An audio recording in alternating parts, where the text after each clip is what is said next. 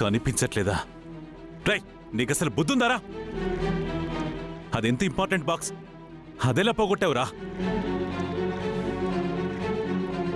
ఏదో purse పోయిందన్నట్టు box పోయిందంటున్నావు, ఎలా పోయింది? సార్, అది అది నా వల్ల. మీరా గారు, నేను మాట్లాడుతున్నాను కదా.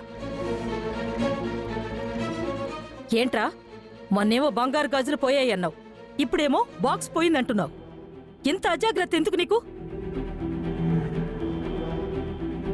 అది ఎంత ఇంపార్టెంటో తెలుసారా నీకు? అసలు ఎలా పోగొట్టావు? ఏం జరిగింది? అంటే అది సార్, నేను చెప్తాను సార్. మీరు ఆగండి మీరా గారు, నేను చెప్తున్నాను కదా. ఏంట్రా, అది చెప్తానంటుంది, నువ్వు మధ్యలో ఆగమంటున్నావు? ఆ బాక్స్ గురించి దానికేమైనా తెలుసా? తనకేం తెలియదు నాన్నమ్మ. అది నా పొరపాటు వల్లే బాక్స్ మిస్ అయిపోయింది నాన్న. పొరపాటేంట్రా పొరపాటు? స్కూల్ పిల్లవాళ్ళ చెప్తున్నావు?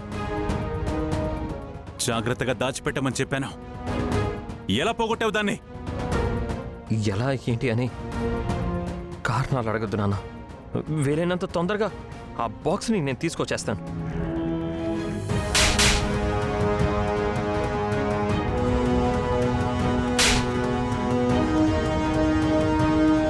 తమాషాగా ఉందారా నీకు? ఇంపార్టెంట్ ఇన్ఫర్మేషన్ ని ఎలా పోగొట్టావు? రే, అది పడకూడని వాళ్ళ చేతిలో పడితే అది ఎంత ప్రమాదమో తెలుసా నీకు? రే, అసలు నీకేమైనా అర్థమవుతుందా?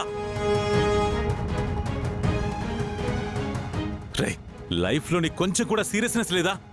రే, ఇంకెప్పుడు రా బాధ్యతగా ఉంటావు? ఎప్పుడు కేర్లెస్సేనా? ఆ బాక్స్ గురించి నేనే నా జూనియర్కి చెప్పాను. ఇప్పుడు ఆ బాక్స్ పోయిందని చెప్తే మన పరువు, నా గౌరవం పోవడం అటుంచే దేశానికి ఎంత ప్రమాదం తెలుసా?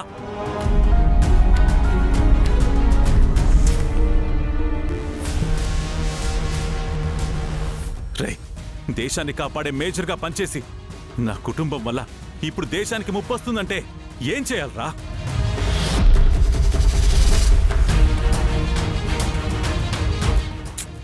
ఎందుకురా ఇలాంటి పని చేసావు? మీ నాన్నకు తల వంపులు తీసుకొచ్చావు కదరా. నీకన్నా మా బుజ్జిగాడు బెటర్ కదా బామ్మర్ది. వాడి ఆట వస్తువులు చాలా జాగ్రత్తగా పెట్టుకుంటాడు. ఇప్పుడు వీడి ధ్యాస అంతా వేరే లోకంలో ఉంది కదా. దాని మీద పెట్టిన శ్రద్ధ వీడు మిగతా విషయాల్లో పెట్టట్లేదు కదా. అందుకే ఇలాంటివన్నీ జరుగుతున్నాయి. ఎందుకండి గౌతమ్ గారిని అలా తిడుతున్నారు? ఆయన ఎలాగో అలా బాక్స్ ని తీసుకొస్తానని చెప్తున్నారు కదా. మధ్యలో నువ్వు మాట్లాడకు మీరా. నీకేం తెలుసని మాట్లాడుతున్నావు? ఏదో మా సమస్యలు తీరుస్తున్నావు కదా అని ప్రతి దాంట్లో వేలు పెడితే బాగోదు. చిన్నప్పటి నుంచి అన్ని తప్పులు చేశాడు. ఇప్పుడు వీడి వల్ల దేశానికే ముప్పు. అది కాదు మేడం, ఇంత పెద్దవాణ్ణి పట్టుకుని మీరిలా మాటలంటుంటే. వీడికి వయసు వచ్చింది కానీ బుద్ధి రాలేదు. చిన్నప్పటి నుంచి అల్లరి చిల్లరగా పెరగడం తప్ప వీడు ఏనాడు బాధ్యతగా జాగ్రత్తగా లేడు.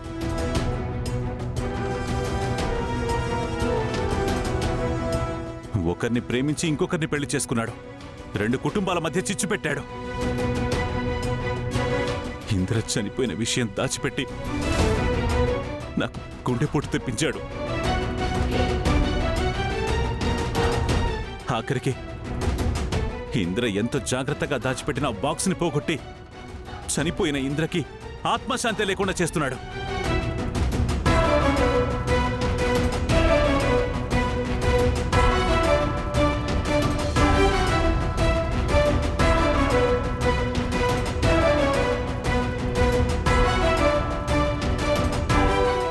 సారీ నాన్న, ఎలాగైనా బాక్స్ తీసుకొస్తాను. ఎవరికి ఎలాంటి ప్రమాదం జరగనివ్వను. రే, తీసుకురాకపోతే చంపేస్తాను. నీ వల్ల దేశంలో ఏ ఒక్కరి ప్రాణం పోయినా ఊరుకునేది లేదు.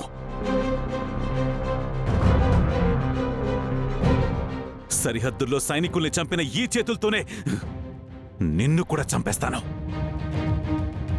రై, నువ్వేం చేస్తావో నాకు తెలీదు. ఈ సాయంత్రంలోగా ఆ బాక్స్ ఇక్కడ ఉండాలి. సాయంత్రంలోగా.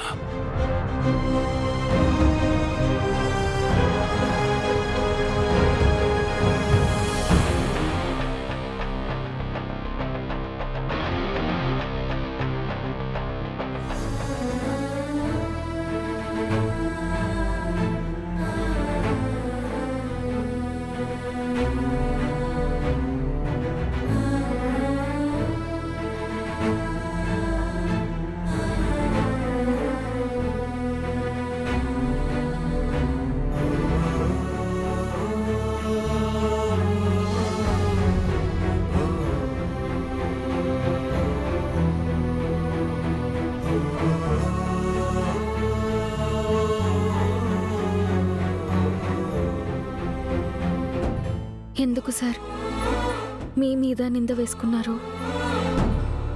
ఆ బాక్స్ పోగొట్టింది నేనేనని చెప్పొచ్చు కదా. అలా ఎలా చెప్తాను మీరా గారు? అలా చేస్తే మిమ్మల్ని ఇంట్లో నుంచి పంపించేయడం పక్కన పెట్టండి, టెర్రరిస్టులతో సంబంధం ఉందని పోలీసులు మిమ్మల్ని అరెస్ట్ చేస్తారు.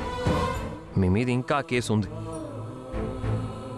ఇప్పుడు ఆ బాక్స్ మీ వల్ల పోయిందని, ఆ బాక్స్ మీరే టెర్రరిస్టులకి ఇచ్చారని నాన్నకి తెలిస్తే నిజంగా మీకు టెర్రరిస్టులతో సంబంధం ఉందని నాన్నే మిమ్మల్ని జైలుకి పంపిస్తారు. చేయని నేరానికి మీరు శిక్ష అనుభవించాల్సి వస్తుంది. కానీ నేను చేసిన తప్పు వల్ల అందరితో మీరు మాటలు పడ్డారు కదండి. మీ నాన్నగారు మిమ్మల్ని కొట్టారు కూడా. నాకిదంతా అలవాటైపోయిందండి. మీరేం ఫీల్ అవ్వకండి. అలాగే నా బాక్స్ తీసుకొద్దాం.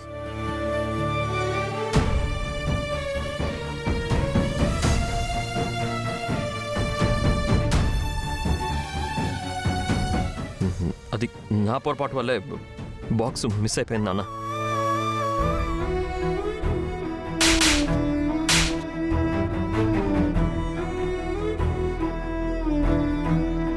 గౌతమ్ గారు, మీరు నిజంగా నా పాలిట దేవుడండి. నా మీద పడాల్సిన నింద ప్రతిసారి మీ మీద వేసుకుంటున్నారు. ఆ శిక్షకు మీరు నేరస్తుడవుతున్నారు. ఆ శిక్ష మీరు అనుభవిస్తున్నారు. ఎంతో పుణ్యం చేసుకుంటే తప్ప మీలాంటి భర్త దొరకడు.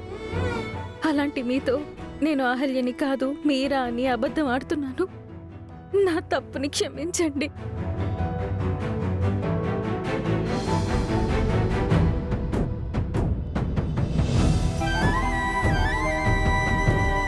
నేను ప్రాణాలతో ఉండగా మీ మీద ఈగను కూడా వాలనివ్వను. ప్రాణం పోయినా సరే మిమ్మల్ని నేను కాపాడుకుంటాను.